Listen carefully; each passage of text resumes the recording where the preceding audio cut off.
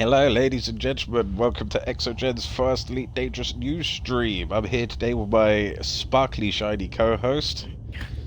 Introduce yourself, please. Citizen V coming to you live, broadcasting on all frequencies: high band, low band, X band, two cups in a string. That deserves a round of applause, ladies and gentlemen. Alright, so today we are going to be talking about some rather touchy subjects. You can fly now, Bubba. Alright, here we go. Alright, we're going to be talking about some touchy subjects like, squadron carriers today. You can see how big and beautiful they are, so we're going to talk about our likes and our dislikes about them. We want to hear in your comments what you enjoy about them, what you're doing with them, how far you've gone with them. We'll probably get a heap of complaints because there's millions and millions of complaints about them, but we're looking for the bright side of things. People talking about them, stuff like that, Okay, so, this is the Destiny. Yes, I know, she is beautiful, like every other one. So, we've jumped roughly, so far to date, we've jumped roughly 2,000 light years, just testing it. Just testing the jump range on it. We come to a system to get some G5 materials for everybody. As you can see, this is our first news stream, so please be kind. So yeah, Z, what do you like, or V, what do you like about the carrier yourself personally? Oh, the fact that you can be way out in deep space and have every ship and module that you could possibly need. And if you're like me, who tend to run without shields, excluding my chieftain, of course, you can heal up, because I like to bump into things, and yeah, having a carrier that repairs is really, really nice, especially when you're out in the black, thousands of light years away. And tell you, would you happen to agree with the downside, people complaining about the expense and the cost and all of that? What's your thoughts on it? Oh, a lot of people are saying it's a credit sink. Do you reckon it's a credit sink? I mean, the low cost is like 7 mil, just a little over 7 mil for us. I mean, what's your thoughts on that? Well, it's everybody plays the game for different reasons, and it's not meant for everybody. I can understand how it's a very frustrating thing for people to want to just buy something and be able to do whatever you want and treat it like a normal ship, but unfortunately, ED has never been a game like that. You have to work for everything you get, and I don't personally agree with it. I can understand the arguments against him, but I don't personally partake in that train of thought. But I do think it's a bit of an overreaction uninstalling the game because you don't want to grind. I'm of the opinion that if you don't want one, don't get one. I think people that do complain about it and do stay on it are going to be utilising the carriers. So it's kind of kind of one of those situations where you put them down, yet you're going to use them anyway. You're going to use a friends, or you know what I mean. I think the people that are mostly complaining are the people that can't afford them. And they're saying there's no way to make money, but this isn't true. You can still mine decently, but I mean, a lot of people complained about void opal mining back in the day. I remember going out void opal mining and being able to make $1 billion per run, and everybody complained that a new person could get on and get an anaconda, and so many people complained about it so much that they nerfed it. And then they dropped the squadron carrier news and said it was going to be 5 billion, and now you've got like hundreds of complaints like we can't afford one and stuff like that. But we could at some point. You could have afforded one at some point. I mean, complaints. Frontier do listen to complaints. So you need to be careful what you complain about. I mean, you don't want to ruin a whole game just because you don't like something. You know what I mean? And that's what I love about ED is that it's got that challenge. There's a challenge factor that you just don't get with other games where you can pay to win, or spend thousands of dollars to buy a ship pack in other games. And it's funny. I mean, the community seems to have accepted fleet carriers very well because if you look around, there are carriers all over the place. Here we are, 2,000 some odd light years from the bubble, and there's several carriers just in this star that we're Yeah, in. I think there's at least 8 at the moment, just in this section where we're at. There's thousands mining the new triple hotspot, the triple colon hotspot as it's called. I don't know who comes up with these things. Spectacular, by the way. Top marks for that one. But everybody utilized Baron, and I did partake in that, but not as much as everybody else. I mean, everybody kind of killed it up to a point, and everybody kind of gets on things really fast on this game. Credit hogs, I've heard them called. I wouldn't call them that, but obviously people like to make credit.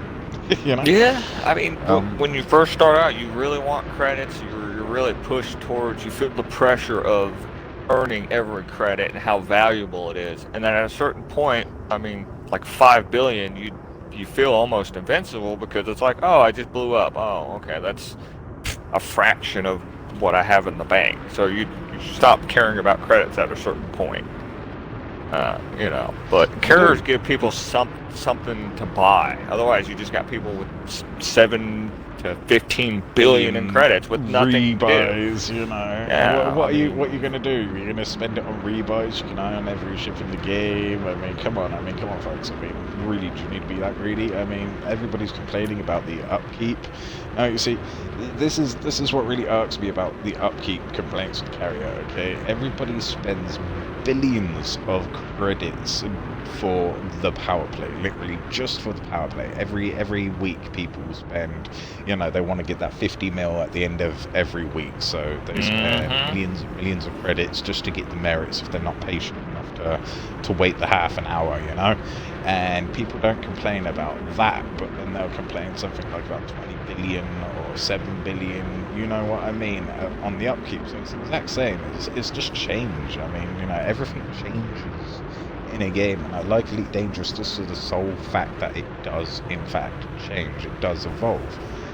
It's like the myth of there not being any game content. Well, that's not actually true. Elite Dangerous did confirm that there is already game content in the game. You've just got to go find it. And half the problem is everybody seems to think that this game is just the bubble, and I think this gives exploration people, with carriers, an option to go out and look for that other game content, to look for that other life, to look for Rexler, which does exist. It's not in a permitted system. It's out there, and I know of a squadron that is actually looking for it, and they have put about 3 months work into it, and for all intents and purposes have come up with a decent clue. You know what I mean? And people complain because they're like, well, ED should just give us the game content up front, but what's the fun in that, really? Because if you got all that game content up front straight away and you burnt through it, then you'd be bored, Absolutely. So it's kind of tragic, really, but it's there, you just gotta find it. It's an endurance game. It's a game that you can play for months, put it down, and come back and still really enjoy the grind. Yeah, it's a grind at times, and depending on how you play, it's not a grind. But ED was always supposed to be a exploration type game, and then they added, and there was a combat aspect of it, and then they introduced the power play and all the other things to give people something to do. But people tend to drift away from the exploration side, and with fleet carriers, I think that's kind of FDev's way of saying, hey, look, we're going to try to help you guys find this stuff, because obviously you guys aren't going out and actually exploring enough. I mean, 400 billion stars out there, 400 billion. Yeah, and you see half the problem is again, a lot of explorers are afraid to get right out there, because part of it is scanning systems, using FSS to scan systems, using planetary scanner to scan all of that. And when you're so far out in the black and you scan all that data, one of your main concerns is blowing up, like me. For instance, here's an example. I wasn't exploring, but I plotted a neutron highway course all the way up to Colonia. Okay, and I just wanted to test it. I think I got up to my 10th jump, and because the neutron highway does damage to your FSD drive systems, it's a bit taxing. I stopped to make some repairs with my auto field maintenance kits and stuff like that, and then I was like, right, just repair everything. Went back, went to make a cup of tea, came back, and I was dead.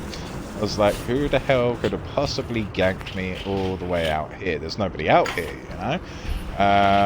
So anyway, I clicked on it. I was at the very beginning where I started in the starport services, whatever, and I left dock a second, and then I left dock again, and then my life support kicked in. And I just realised to myself, oh yeah, I was repairing it.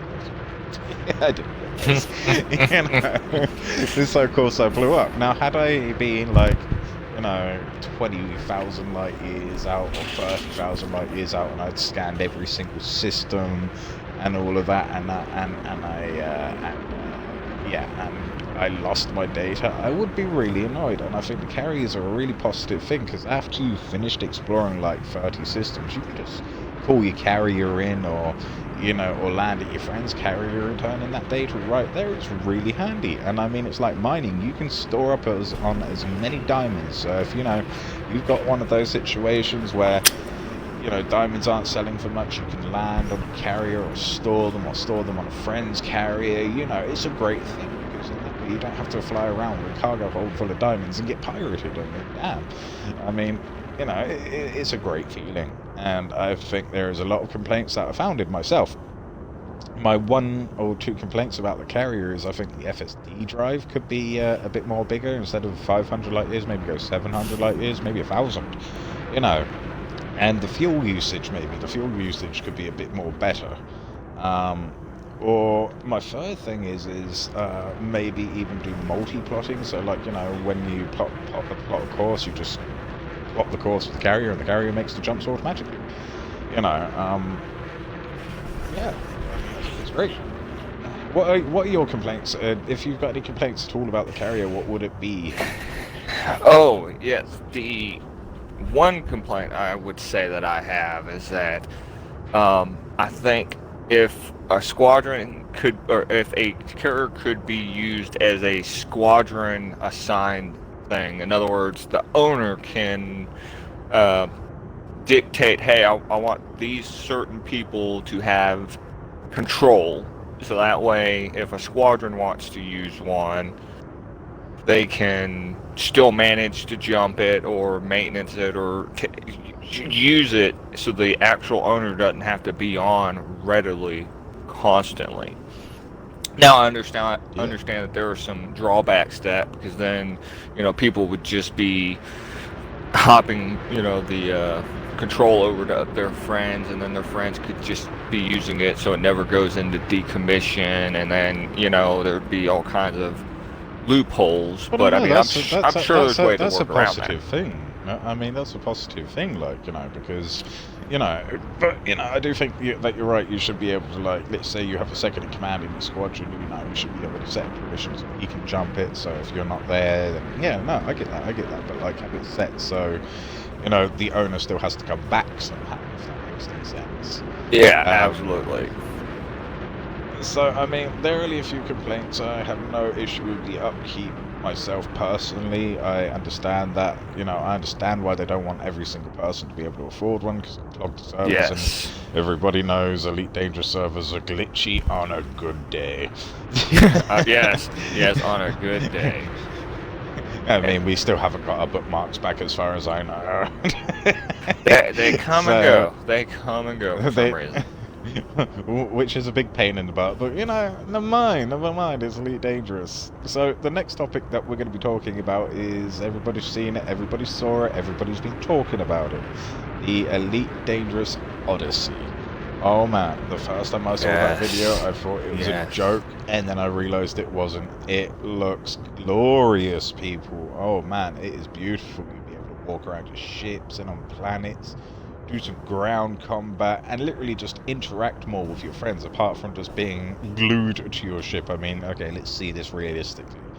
your pilot's legs must be shook right now because they have never been used. You're going to stand up and you're going to fall to the damn floor. It's what's going to happen. You're going to go, way! Or the first thing you're going to want to do is you're going to either want to go and eat, or you're going to want to go to the toilet. Or you're going to want to do both at the same time. One of those two. Oh, yeah. I mean, because all the commanders look kind of peaky on this game. Absolutely. Oh, my gosh. It looks beautiful. It does look beautiful. You know, what's your opinion on this? Are you looking forward to anything about these legs we're gonna get to see? Absolutely. I agree with everything you said. When it came out, it was glorious is an understatement. Just seeing the reality of what's coming. I mean, it's not here yet, but it's coming, and I still have a lot of people hate FDev or hate on FDev, and have their fun at picking at them. But I mean, obviously they're doing something right to have a game that's lasted so long, and people still play, and people can leave and then still come back even after years of not playing or whatever. But back onto Space Legs. I totally agree. My pilot probably has to pee really, really bad by now. I mean, and who knows about eating and any other people on the ship. I wouldn't blame him, but you need to do all of them at the same time. I mean, oh gosh. I do think this is going to completely blow Star Citizen out of water. I'm sorry, no Star doubt. Citizen fanboys, No but doubt. let's face facts. Elite Dangerous has got a full release game. It's not the beta, it's not the alpha. It is 100% truly out there. I was reading, I was watching another YouTuber about Star Citizen, and he made some good points. Star Citizen looks really nice and all of that, but it's still in its beta. But the thing that always puts me off, I mean, completely whacks me out about Star Citizen, if I saw it, the Legatus pack. Wow, you actually pay 30k real money. I mean, come on, this is not good. I mean, it's either got to be a rich man's game, or there's got to be people out there that are so stupid they don't pay for it. I mean, Z came across a packet, what was it, 11k, and it was sold out. I mean, oh my god. Who spends that money on something, that's not even out on the full release? And so, from what I understand, is some of those ships that you can get in it aren't even playable objects. I mean, if you're spending that much money on a game, you want to be part of that game. You want to be historically part of that game. Oh yeah, easily. Like my name should be forever a part. Like I feel like if I spent $35,000 in a game, I should have some type of investment. I should be getting a return on my money. Like when the company profits from that game, I should be getting part of the revenue. Like that's a lot of money. And I mean, here in America, that you can buy cars cheaper than $35,000. That's insane money. One of our commanders was working it out. You could buy a Cherokee plane, some fuel for it, and still buy a car with the remaining money after that. I mean, come on. I mean, you gotta kind of think to yourself, is it really worth it? To date, we found out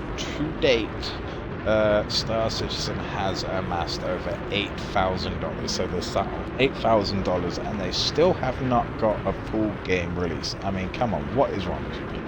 As soon as Elite Dangerous Odyssey comes out, you fanboys out there that are all about Star Citizen and how great that is, I'm sorry, your complaints about Elite Dangerous, you're stuck to the seat, you're actually part of the ship, ain't going to be founded anymore. So this is going to leave you with a great option to come out. Hell, even your gameplay on Star Citizen don't come out right. I mean, I've been watching videos, and it is just so terrible with what is literally a game changer. Literally, it is a game changer. I mean, it is.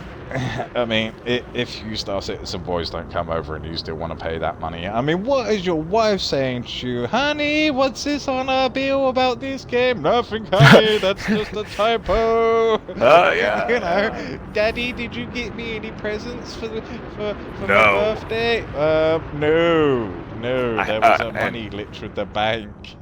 Speaking of which, son, your college fund has also got dwindled as well. I don't know what happened. You're not going to college. And kids, this is how divorces happen. Hmm. Divorces Yes. happen through this. See, Okay, through ED this. saves Okay. marriages and puts kids in college. ED, everyone, ED. Elite Dangerous. It's saving the world's relationships and people's higher educations. Yeah, taking it by storm, taking it by storm. Marriages matter, I mean, Yes. I'm sorry, but if I turn around and said to my lady, "Oh yeah, I just spent 35K on a make-believe, 35K on a make-believe game," oh, you can bet your ass that she would be beating me around the head, maybe even stabbing me. I mean, this Yeah. isn't good. I mean, We do appreciate that there is a few complaints because it's not VR capable, but I mean, let's face oh facts. yeah. You know, Oh. VR is good and all if it's just this kind of thing, but VR would kind of kill it for me. You know what I mean? Because I don't want to be like, myself, like epilepsy users. I personally don't want to be staring into a visor.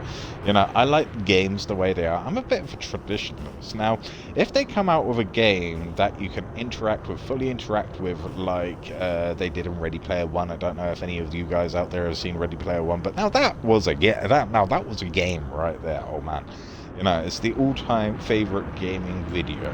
I mean, gaming movie. It is. It's beautiful. You tear up in some of that shit. Just saying. I mean, not like your wife tearing up because you've spent like 5K on Legos. Oh yeah. Yeah, just tearing up in general. Oh yeah. I think Frontier's being smart about it. They're doing things in increments instead of like you were saying earlier. When you buy a game and you just get all the content all at one time, you can burn through it and then put the game down and you're done with it.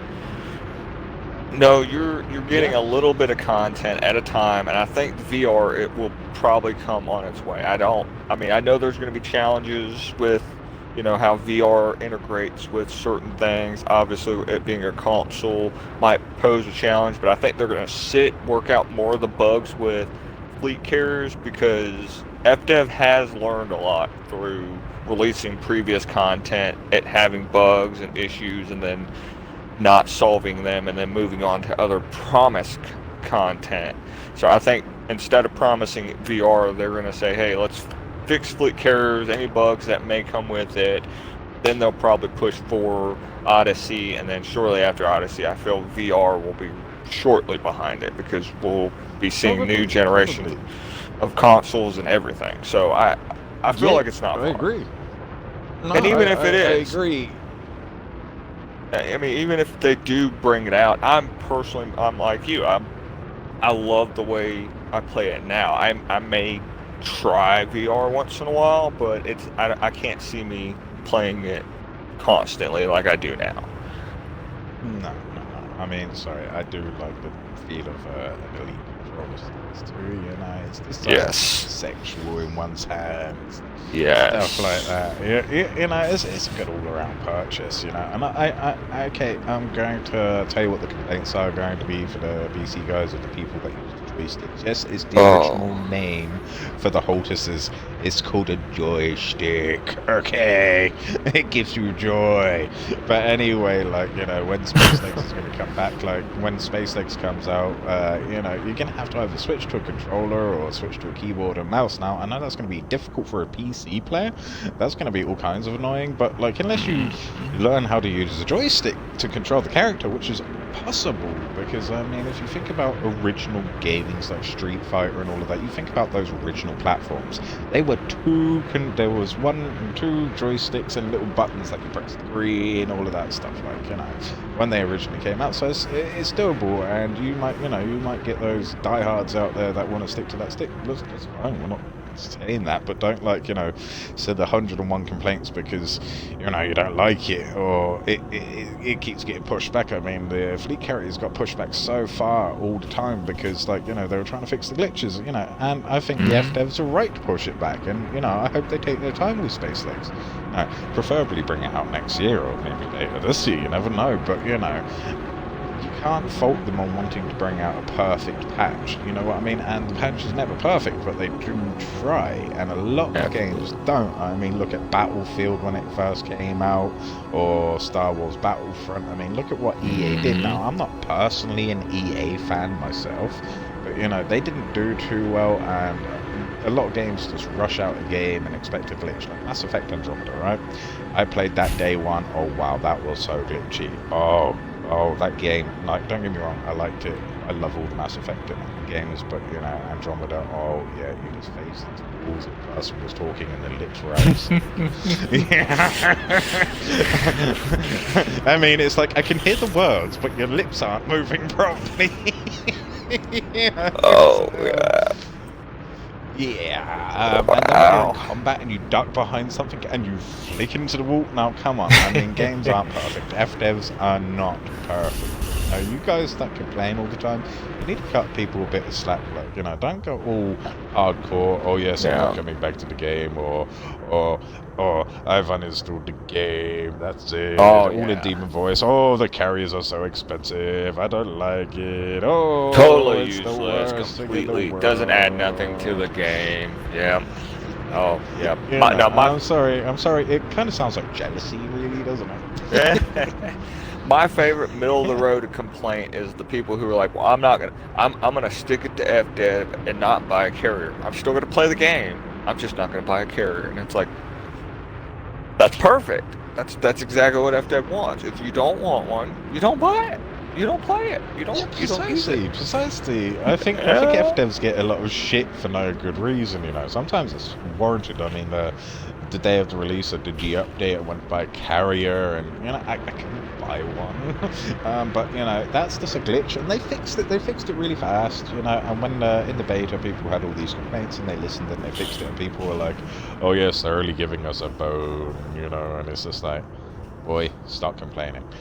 Yeah, I mean, and I'm sure there's going to be complainers on these comments if people watch this video on YouTube and stick with it, as it's like almost 30 minutes long. I do apologize, but I do like doing a long interview process. You know, it's that's you're at Exogen, like, you know.